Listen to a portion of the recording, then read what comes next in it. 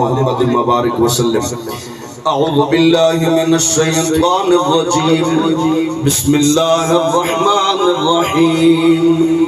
ألهاكم التكاثر حتى زرتم المقابر كلا سوف تعلمون ثم كلا سوف تعلمون كلا لو تعلمون علم اليقين لترون الجحيم ثم لترونها عين اليقين ثم لتسألن يومئذ عن النعيم. بسم الله الرحمن الرحيم. إنا